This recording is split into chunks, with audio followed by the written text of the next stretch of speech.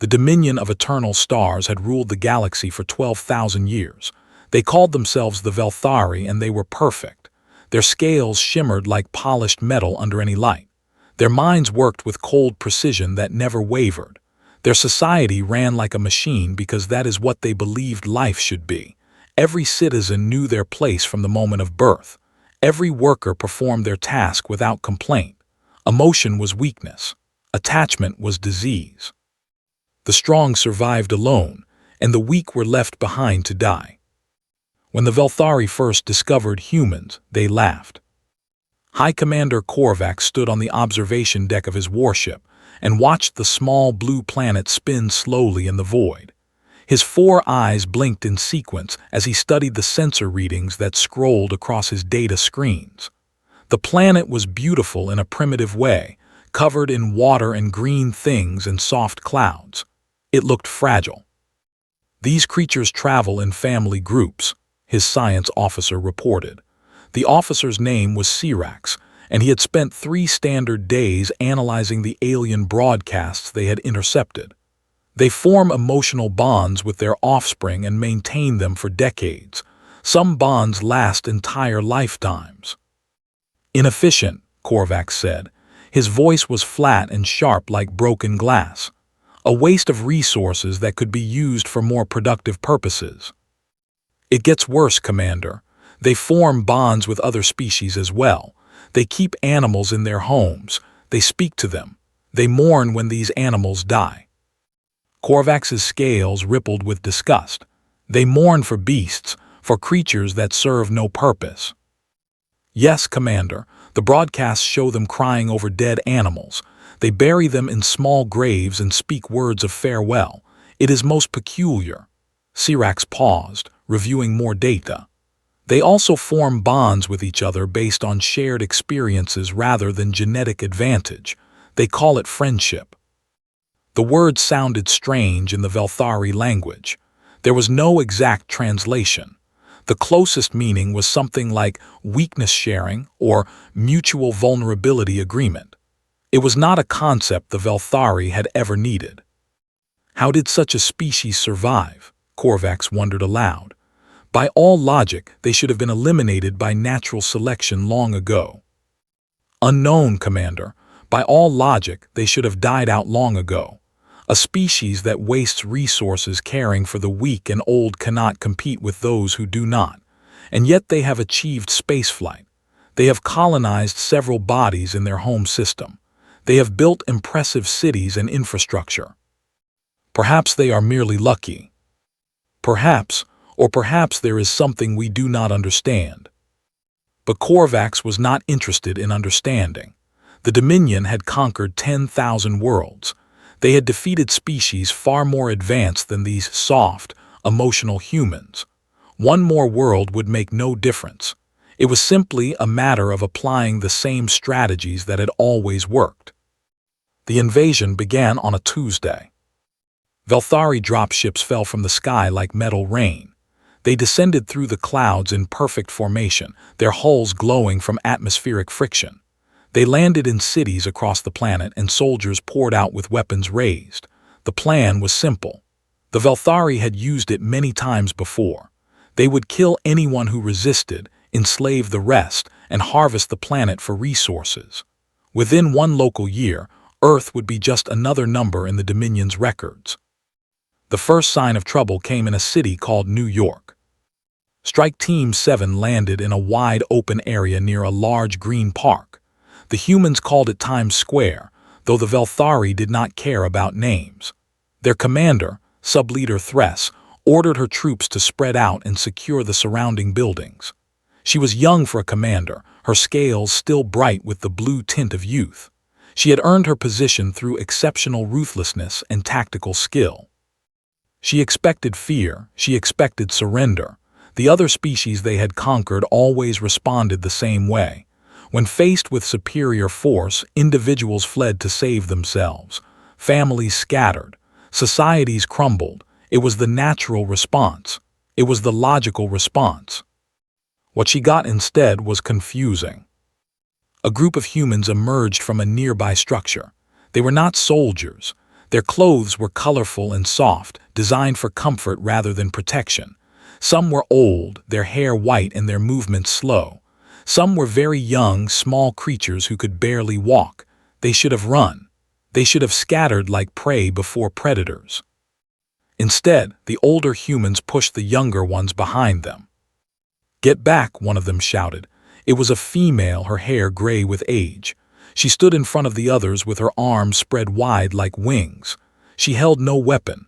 She had no armor. She was clearly no threat. The scanner showed she had a weak heart and fragile bones. She would not survive a single pulse blast.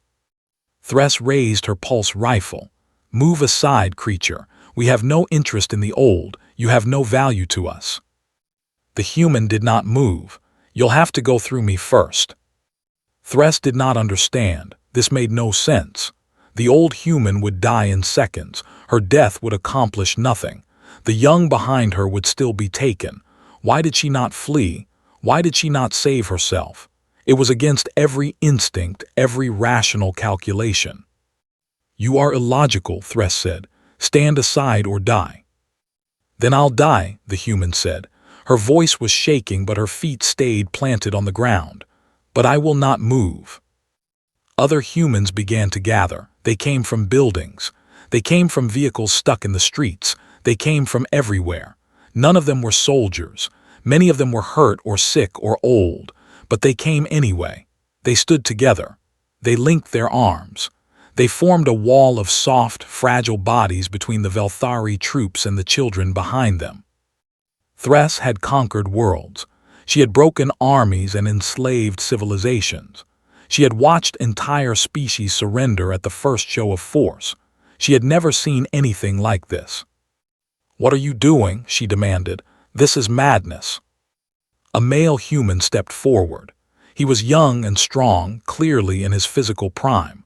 By all logic, he should flee to preserve his valuable genes. Instead, he stood next to the gray-haired female. "We're protecting our own," he said. "They are not your genetic offspring. My scans confirm this. You share no blood with most of these individuals. You have no biological obligation to them." "So what?" the human said. "They're still ours." Thress felt something she had not felt in years. It took her a moment to identify it. The feeling was confusion, deep, profound confusion. Her training had not prepared her for this. Her experience had not prepared her for this. Nothing made sense. She gave the order to fire. The pulse rifles screamed. The front line of humans fell. Bodies hit the ground with soft sounds. Blood spread across the concrete, but something impossible happened. The humans behind them did not run. They rushed forward. They caught the falling bodies. They dragged them back. They filled the gaps in the line. More humans came. They kept coming. They were crying. They were screaming. They were obviously terrified. Thress could see the fear in their eyes, smell it in their sweat. But they did not stop coming. They did not flee. They faced death and did not run. Thress watched a young human male take a pulse blast to the chest. He fell. Immediately, 3 others grabbed him and pulled him to safety, while 2 more stepped into his place. The ones who pulled him back were already working on his wound, pressing cloths to it, speaking words of comfort. "You'll be okay," one of them said. "We've got you. You're not alone. You're never alone." "You're not alone." Thress had lived her entire life alone. Every Velthari did. It was the natural way, the strong way. Attachment was weakness. Bonds were chains. To care for another was to make yourself vulnerable. The Dominion had taught this for 12,000 years. It was the foundation of their civilization. These humans were the weakest things she had ever seen, and yet they would not break. The battle in New York lasted 3 hours. By the end, Thress had lost half her strike team, not to weapons, not to strategy, not to superior technology or tactics. She had lost them to confusion. Her soldiers did not know how to fight an enemy that would not run. They did not know how to frighten creatures that were already frightened but stood firm anyway. The psychological warfare that had worked on 1,000 worlds was useless here. When reinforcements arrived, Thress met them at the landing zone. Her scales were dull with exhaustion. There was something different in her eyes now, something that had not been there before. "Report," the reinforcement commander demanded. He was an older officer named Vrek, with scars from many campaigns. Thress was silent for a long moment. Then she said something that would change everything. "I do not think we can win this war." The reinforcement commander hissed with contempt. "You faced farmers and merchants and old women. How can we not win? We have crushed empires. We have destroyed worlds. How can soft creatures like these resist us?" Thress looked back at the city. Even now she could see humans moving through the rubble. They were carrying their wounded. They were burying their dead. They were holding each other and crying together. And even in their grief they were organizing, planning, preparing. "Because they are not fighting for themselves," she said. "They are fighting for each other, and I do not think they will ever stop." The reports from Earth spread through the Dominion like a virus. At first, the High Council dismissed them. Subleader Thress was clearly incompetent. She had been too young for command. Humans were primitive and weak. The invasion would proceed as planned. They assigned more experienced officers and sent additional troops. Then the reports kept coming. In a city called London, Velthari forces cornered a group of humans in an underground station. The humans called it the Tube, a network of tunnels beneath their city. The soldiers moved in for easy capture. The scanners showed mostly civilians, few weapons, no military training. Instead, they found resistance. Not military resistance, something stranger. The humans had organized themselves around the weakest members of their group. The sick and elderly were in the center. The children were protected by rings of adults. The strong were on the outside. When the Velthari attacked, the outer humans fought with whatever they could find. Rocks, sticks, pieces of broken equipment, their bare hands. They died, but they died slowly, and every one of them that fell was immediately replaced by another. They passed food and water to each other through the fighting. They sang songs to keep their spirits up. They told their children that everything would be okay even when it clearly was not. They lie to their offspring, one confused soldier reported. They tell them they are safe when they are not. They tell them they are not afraid when they clearly are. Why do they do this? No one had an answer. In a place called Tokyo, the Velthari established a forced labor camp. They separated humans by physical ability and assigned them to different work groups. It was standard procedure that had worked on countless worlds. Keep the population divided. Prevent organization. Maintain control through isolation. Within one day, the system had collapsed. The humans kept finding each other. They would sneak food to those in weaker groups. They would take punishment for each other's mistakes. They would whisper encouragement through fences and walls. When guards tried to stop them, they found new ways to connect. Hand signals, tapped codes. Notes passed through hidden channels. They created languages the Velthari could not understand. "They are communicating," the camp commander reported with obvious frustration. "We separate them, but they find each other. We punish them, but they share the punishment. We isolate them, but they refuse to be isolated. I have never seen anything like it." High Commander Korvax received these reports in his chambers aboard the Dominion flagship. He read them carefully. Then he read them again. His 4 eyes narrowed as he tried to understand what he was seeing. The humans were weak. This was obvious. A single Velthari soldier was stronger, faster, and smarter than any human. The Dominion had superior technology, superior numbers, superior everything. By every measure that mattered, they should have won already. And yet the invasion was failing. Not because the humans were winning battles. They were losing almost all of them, but losing battles did not seem to break them. If anything, it seemed to make them stronger. Every loss drew more humans together. Every death created more determination. Every act of cruelty strengthened their resolve. Korvax called for his advisors. "Explain this to me," he demanded. His chief analyst, Sirax, stepped forward. He had been studying the humans for months now, and the experience had changed him in ways he did not fully understand. We have studied the phenomenon extensively, Commander. The humans call it pack bonding. It appears to be a survival strategy developed over millions of years of evolution on their world. Pack bonding, Korvax repeated. The words felt strange in his mouth. Explain further. Yes, Commander. Humans are not solitary predators like us. They evolved as social hunters on a dangerous world filled with larger predators. They survived not through individual strength but through cooperation. They learned to trust each other, to depend on each other, to sacrifice for each other. It is hardwired into their biology. That is insane. An individual who sacrifices for others reduces their own chances of survival. It is contrary to natural selection. True, Commander. But a group where everyone sacrifices for everyone else has a higher survival rate than a group of pure individuals. The mathematics are counterintuitive but sound. The genes for cooperation spread because groups that cooperated outcompeted groups that did not.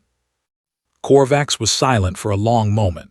You are telling me that weakness is their strength. In a sense, yes. Their willingness to be vulnerable with each other creates bonds that make them stronger as a whole. When we kill one, we do not weaken the group. We strengthen their resolve.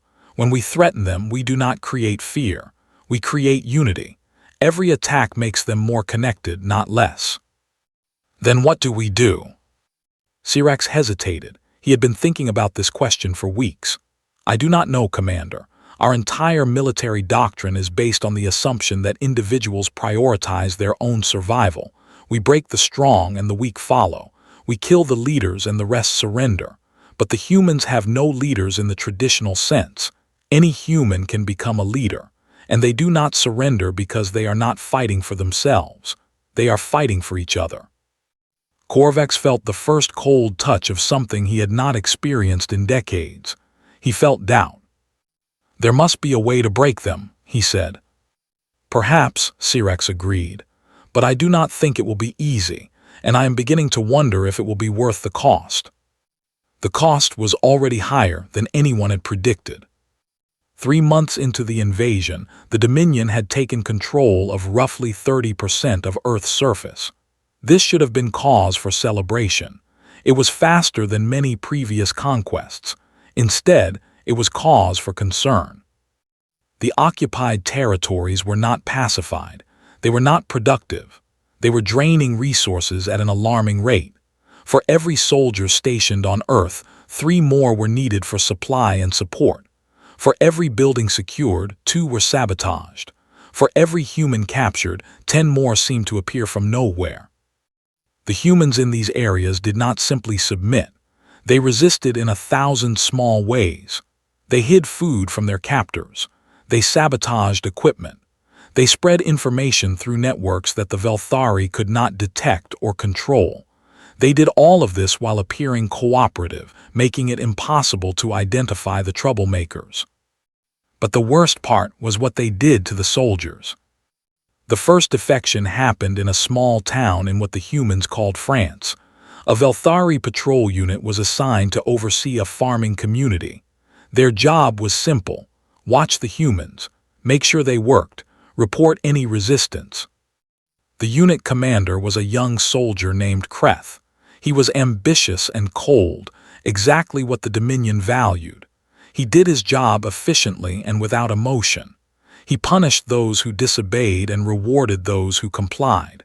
It was all according to protocol. Then winter came.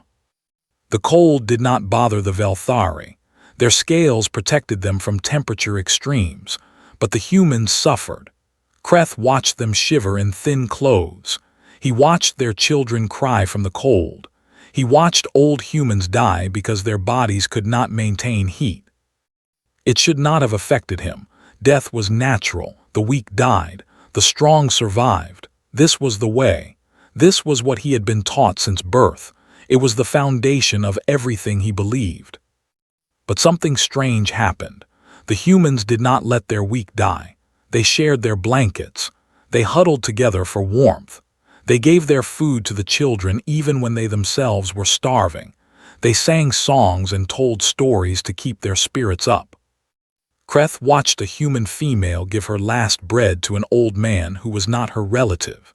He watched her smile at him even though she was hungry. He watched the old man cry and call her daughter even though she was not. "Why did you do that?" Kreth asked her.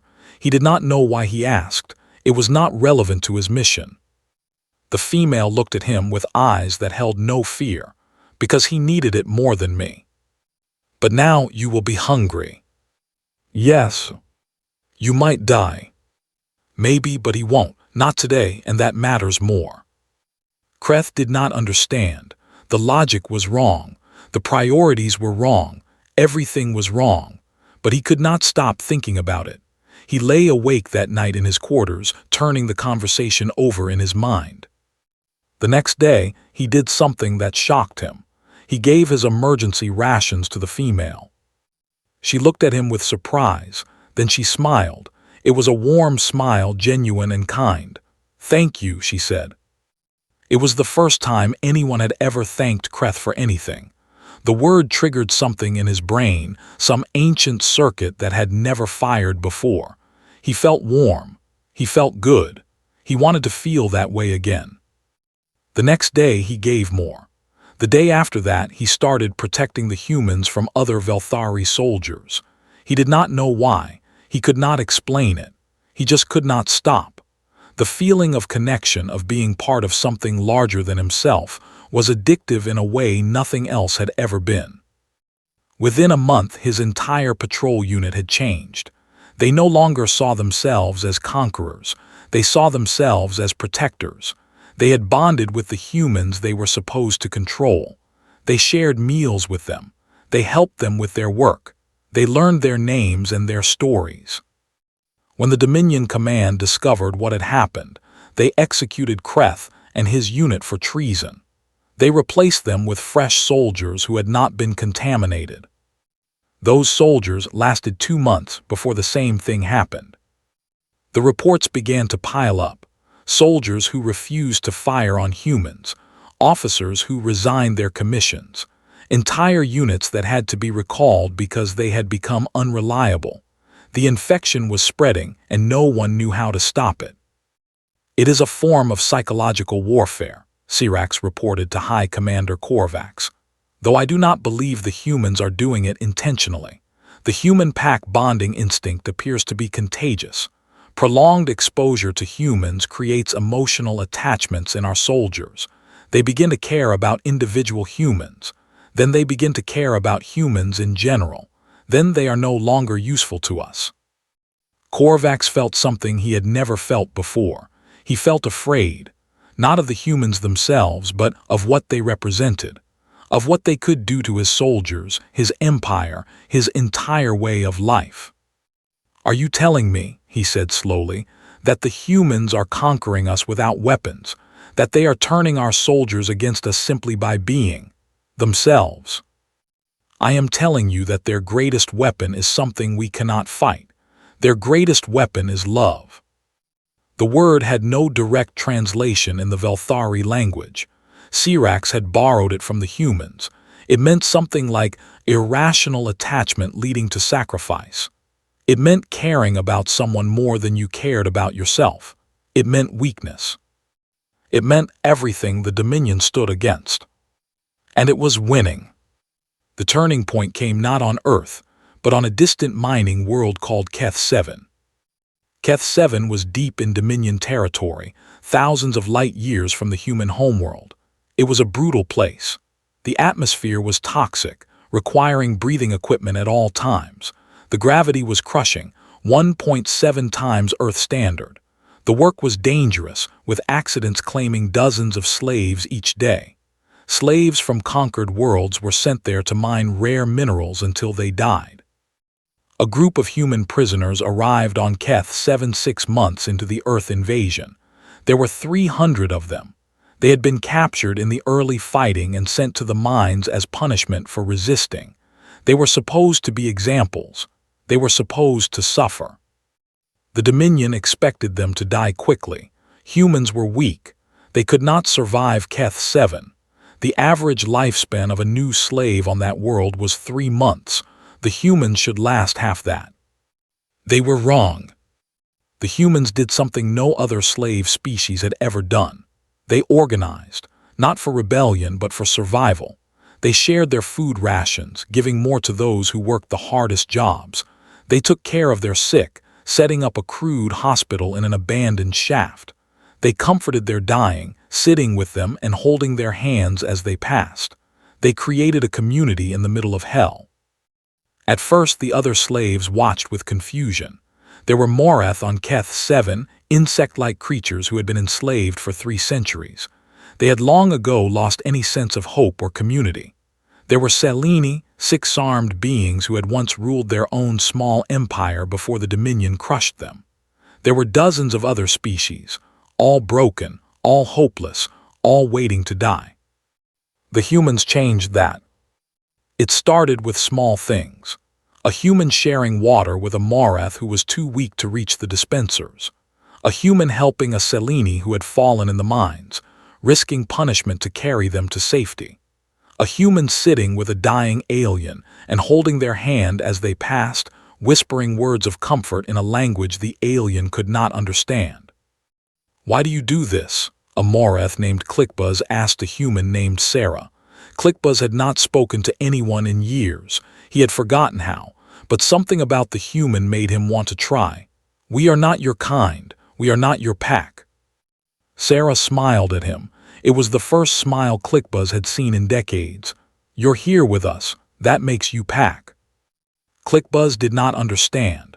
The concept was foreign to his species. The Morath had been solitary before their enslavement, coming together only to reproduce. Community was not in their nature. But he remembered, and when a human was hurt the next day, he found himself helping. He did not know why, it just felt right. And when the human thanked him, he felt something strange, something warm, something good. The pack bonding spread. Within months, the slaves of Keth 7 were no longer separate species competing for survival. They were something new. They were a community. They were a family. They were pack. The Morath taught the humans about the geology of the mines.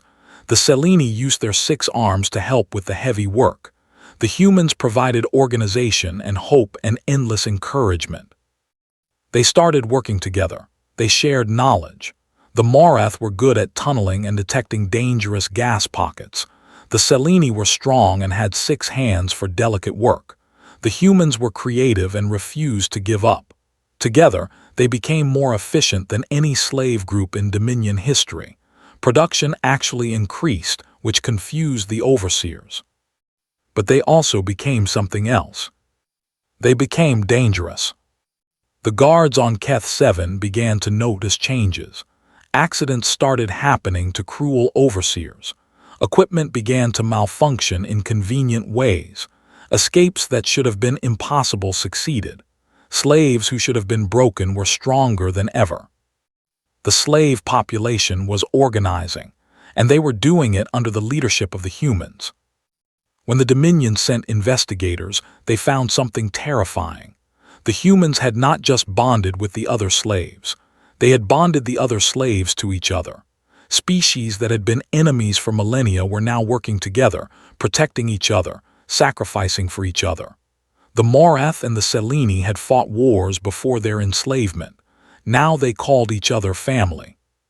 The humans had taught them pack bonding.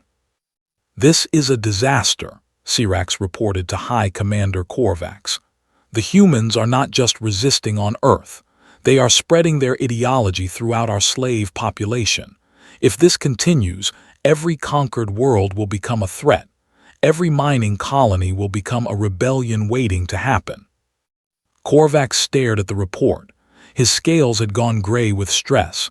He had not slept properly in weeks. How is this possible? They are weak. They are primitive. How are they doing this? "Because weakness shared becomes strength," Sirax said quietly. "Because when beings care for each other, they become more than the sum of their parts. The humans understand something we never learned. They understand that survival is not about being the strongest individual. It is about being part of the strongest group. Korvax was silent for a long time. When he spoke, his voice was heavy with exhaustion. What do we do? I have been asking myself that question for months, Sirax admitted, and I have finally found an answer, but you will not like it. Tell me. We retreat. We leave Earth. We release the humans and pretend this invasion never happened. We quarantine them and never make contact again. Korvax's scales flushed with anger. Retreat. The Dominion does not retreat. We have never retreated in 12,000 years. It would be the end of everything we have built. Then the Dominion will fall, Sirax said simply, because we cannot defeat the humans, not because they are stronger than us, but because they make everyone around them stronger. Every day this war continues, more of our soldiers defect, more of our slaves rebel, more of our subjects question the Dominion way. The humans are not conquering us with weapons. They are conquering us with something far more powerful. They are conquering us with connection.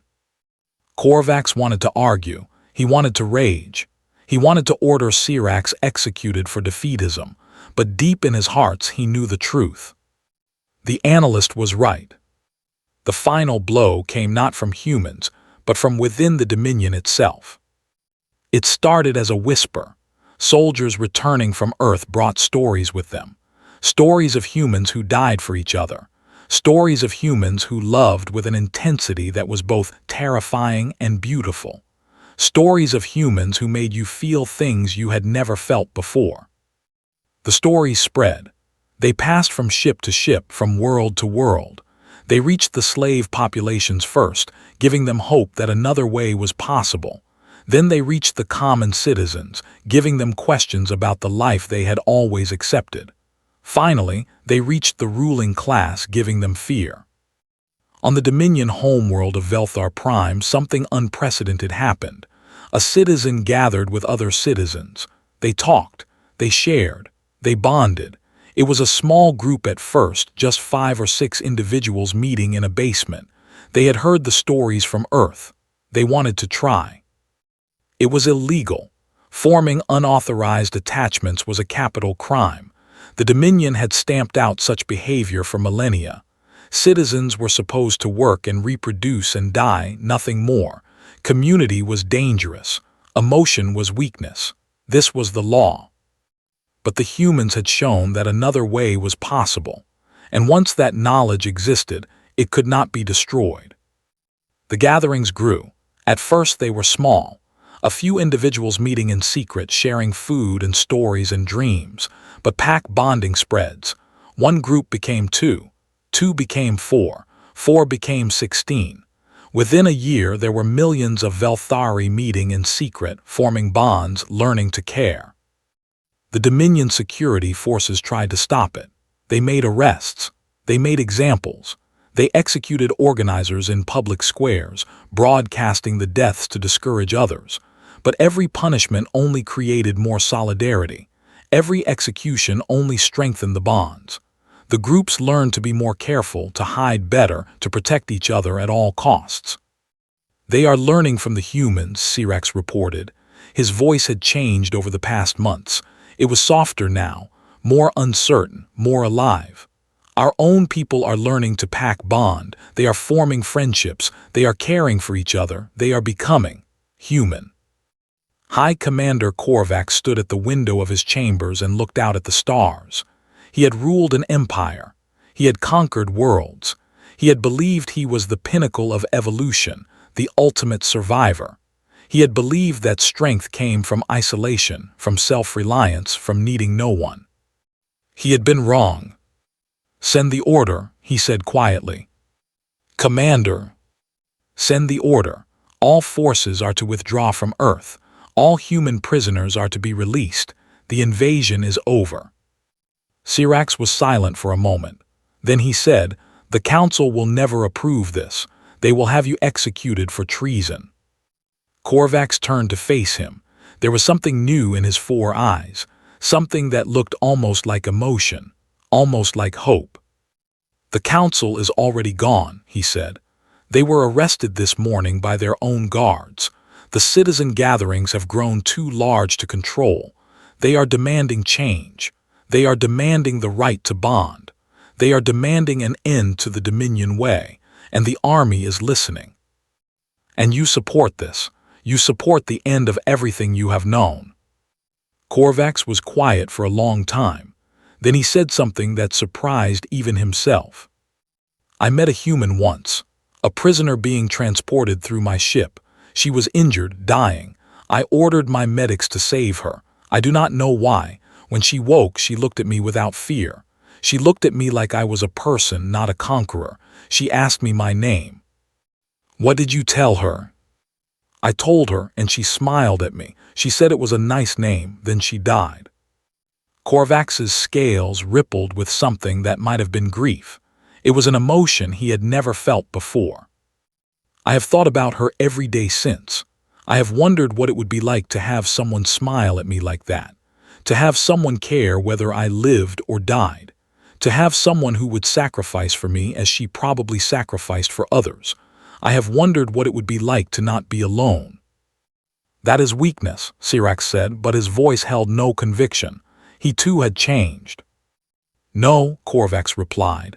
That is strength. That is the strength we have been missing for 12,000 years.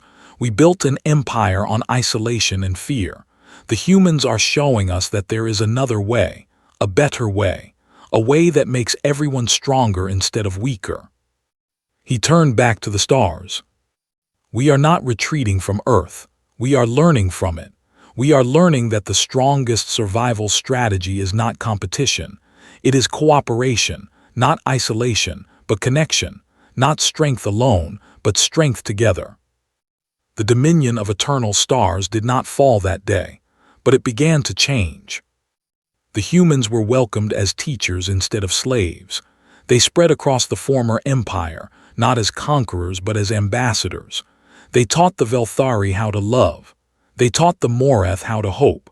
They taught the Seleni how to trust. They taught every species they encountered that pack bonding was not weakness but strength. They taught the galaxy how to be pack. Years later, when historians wrote about this period, they would call it the Great Awakening. They would describe how humanity's greatest weapon was not technology or strength, but the simple ability to care. They would marvel at how a species so weak individually had changed the course of galactic history. Sarah, the human from Keth 7, became famous across the galaxy. She established the first cross-species community center on Velthar Prime, a place where beings of all kinds could come together and learn to be family. When asked why she had helped aliens who had once enslaved her, she gave an answer that became legendary. Because they needed help, she said. And that's what Pack does. Pack helps. Pack protects. Pack loves. It doesn't matter what species you are. If you're willing to stand with us, you're Pack. Clickbuzz the Morath became Sarah's closest friend. He traveled with her across the galaxy, helping other species learn what he had learned.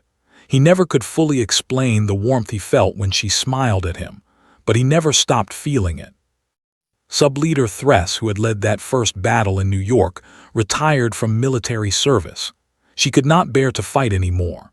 Instead, she opened a small shop on Earth where she sold flowers. Humans came to buy them for each other, and Thress eventually understood why. The flowers were symbols. They meant I care about you. They meant I am glad you exist. They meant you are not alone. They meant everything that the Dominion had forbidden. She started keeping some for herself, and when humans came into her shop, she learned to smile at them. It was awkward at first. Her face was not made for smiling, but the humans appreciated the effort, and that made her want to try harder. High Commander Korvax lived for many more years. He never fully mastered the art of emotional connection. It was hard to unlearn a lifetime of isolation, but he tried. He made friends. He learned to laugh and cry and feel. He adopted a pet, a small earth creature called a cat that had no practical value at all but purred when he held it. The other former commanders thought he was insane. What was the point of keeping a creature that contributed nothing? But Korvax understood now. The point was companionship. The point was warmth. The point was having another heartbeat in your life that cared whether you came home at night. He finally understood why humans kept animals in their homes. The Dominion was renamed the Galactic Community. It was smaller now as many worlds had chosen independence, but it was stronger in ways that mattered. Its citizens were no longer subjects. They were members. They belonged. They were pack. And at the center of it all were the humans. They had come to the stars as primitives, dismissed by every powerful civilization they encountered. They had faced an empire that had never known defeat. They had won not through strength, but through something far more powerful.